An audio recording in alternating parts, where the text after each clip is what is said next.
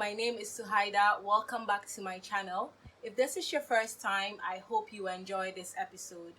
Today, I want to share a personal story. I'm not going to lie, it's a bit nerve-wracking to sit in front of a camera and tell a story. My good friend Samira Rufai, you should check out her channel. The link is down there. She recently did a video explaining why perhaps you wouldn't be getting so many YouTube followers. And something she said stuck. She said, you have to be yourself. It's not easy. It doesn't happen immediately you jump in front of a camera, as I have come to learn. I am very nervous, but I sail through it somehow. But today, I am exceptionally more so because I am trying to tell a story. I am a good writer, I would like to believe, but I am not exactly the best orator. I think that my stories jump like it's doing now. Well, I guess let's just jump right into the story. Before we get started with the story, if you haven't hit the subscribe button, please go do so. Go ahead, come on. Subscribe, and I promise I've got very interesting videos lined up. Tell me in the comments below, have any of you been caught doing mama and dada before? Or have you caught any kids doing mama and dada? Or do you know of anybody who was exposed or caught doing mama and dada as kids? I would love to know. Come on, you can't tell me you don't know this. It is a popular stereotype. This is a story of 7 to 9 year old Suhaida. If I remember correctly, this happened when I was maybe in class 3, but I can't be sure because I am 23 now. That was a long time ago. It stands out really clearly, so I believe it was a foundational moment in my life. I was born and raised in a military barracks. Salute W01 Dramani Brima, aka Daddy.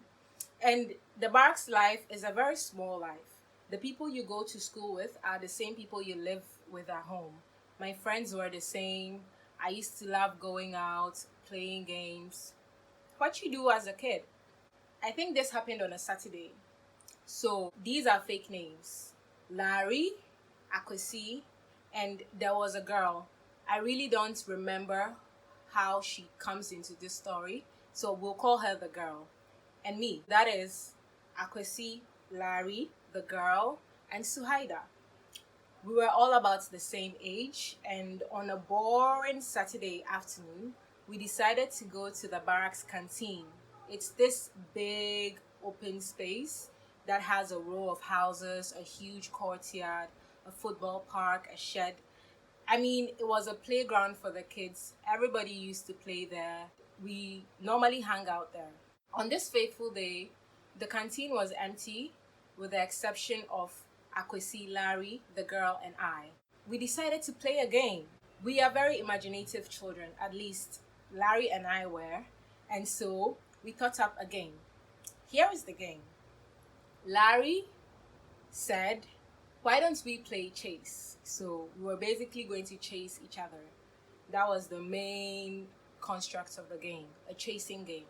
I gave it a background story. I said, what if there was a zombie bride, an undead bride, a ghost bride, who comes back from the dead or the grave to exact revenge on her husband? Plot twist! Also her murderer. And so there was a zombie bride, like I wanted, and there was a murderous husband. And how the game worked was, the zombie bride was supposed to chase the murderer around and catch them. And when the zombie bride caught the murderer, they were supposed to give them a kiss. A kiss that would transfer the curse of being undead onto the murderer, transferring the curse essentially, thus freeing the bride to return to life. Of course, I was the zombie bride and Akwesi was the murderous husband. Larry, for any reason other than being democratically voted for, was the umpire or the game master. So he made sure the rules of the game were being followed, stuff like that. And the girl, I just remember the girl being there. Honestly, she blanks out in my mind. And I'm 100% sure she was there, but I can't really remember what she was doing. I don't even remember her name. A little bit about Akwesi. Akwesi is the kid, how would you say it? Let's just say he comes from that family over there. I think we all have that stereotype in our own small communities of the family that just that doesn't really try. It looks like their compound was unkempt. Akwesi's older sisters had kids in their teenage years. Akwesi's dad was a drunk. Nobody knew what his mom did, and he was the last born. By virtue of the fact that he came from such an unkempt family, he was normally associated with a lot of unsavory things. I think children normally hear their parents talk about what this neighbor did and what that neighbor did and what this neighbor is like and all of that. We all hear it. I heard a lot about it growing up. I still do today from my parents. Let's just say Akwesi was coming from that family. Yes, that's family that some mothers cringe when their children play around with because they are seen as a kind of bad influence. But as children, we never cared about that. We always played. So that was Akwesi, and he was my murderous husband. I was a really good runner as a child. It's not today that too much trophy and chibum. I'm too big now, I can't run. But as a kid, oh my word, I loved running. I could run everywhere. And I enjoy doing it. I enjoy engaging activities, as you would see if you follow me on Instagram, Suhaida2 on Instagram. Go check me out over there. I am a very active outdoorsy girl. And this is who I've been since I was a kid. And so chasing down Akwesi was no problem for me. I mean, all I had to do was chase him down and catch him. The game starts. Akwesi takes off. I give him a moment before I pursue him. So we are all running, all four of us. Akwesi is running from me. I am running in pursuit. Larry, our game master, and also the villain of this story, I might add, is running after Akwesi and I to ensure that the rules of the game are followed. And the girl, she was running too, but I really don't remember why she was running. In no time, I catch Akwesi and I kiss him on the lips or whatever. I mean, curse transferred, right? I should be reborn to a life on earth while my murderous husband suffered. See, you want real. We are getting real. I am melodramatic and theatrical as fuck. Akwesi is running. I am running in pursuit of Akwesi. Larry is running after the both of us as game master to ensure that the game rules are followed. The girl, I don't really remember where she is right now. She's running too, but I don't know why. We are running and then I catch Akwesi. I kiss him. The game is supposed to end, right? We switch roles? No. Larry decides that all of a sudden, the rules have changed slightly. So now the way I can reverse the curse is to chase Akwesi, pin him down, lie on top of him, then kiss him. After that, the curse would be transferred. I said, okay. The game starts again. I run after Akwesi, I catch him, pin him down, lie on top of him, giving it a naughty flourish, and I kiss him. All agreed, the rules have been followed. So I take off, free of my curse. My undead murderous husband takes off after me, trying to retransfer the curse. I am having the time of my life, using all these clever maneuvers to outrun Akwesi, and he's desperately trying to catch me. Then I get too cocky. So I am running and I am calling him names. I don't look where I'm going, and then I ran into a wall, head first.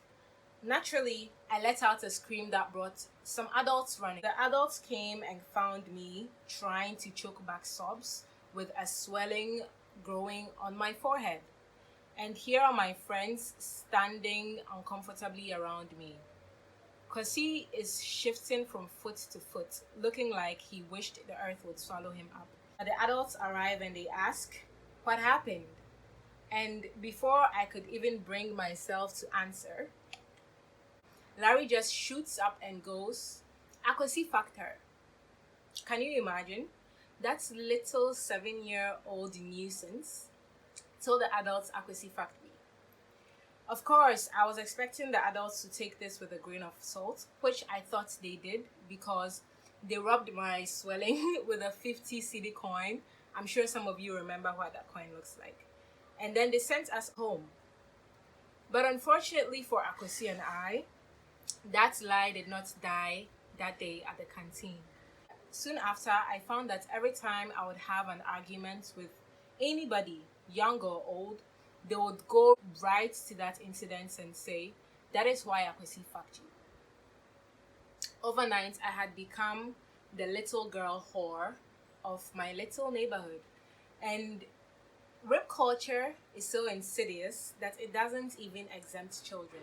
Nobody even questioned the possibility of two children being able to have intercourse. I had the label of the girl who was fucked by Akwesi, and I wasn't fucked by anybody in the neighborhood. Akwesi, Akwesi, bad family Akwesi. So I was up there with the bad people, and it followed me because obviously I couldn't take the stigma. I couldn't take being laughed at. I was a loudmouth growing up. I would put you in your place anytime, and this became the ace up everybody's sleeve against me. It became the calling card whenever they felt like they wanted to send me packing. They would use that insult because they could see how it got to me. I was labeled a whore. And it was very difficult growing up with such a stereotype, and it influenced who I am now. I retreated more from people, I read more, I made more inanimate friendships. I realized that I loved gardening, I loved plants, I loved animals, and it took a while for me to regain confidence in human goodness from that incident. So yeah, this is my story, I guess. Stella, my really good friend, will tell you that we've had a really rough time growing up from that, but now we are gorgeous, we're beautiful, and we are ready to take on the world. And so, if not anything, I hope that this encourages other little girls, I am sure, who have been called all kinds of things or have had to live with this stereotype, that it's not what defines you, and it's an experience that you can recover from and be stronger for. So, this is our story today. I really hope you enjoyed it. I will be doing more of this. Sometimes they may be funny, sometimes they may not be, but they will always be honest. They will always be my real life experiences. Stella and I hope to see you next week, where I will be showing you 1,001 ways to reuse electric wire. Yeah, just wire. You will love the video. Do stay tuned. If you haven't subscribed yet, please, the button is there. It's big, it's red, it's juicy. Click it and let's kiki. See you again soon. From Stella and I, have a wonderful day. Goodbye.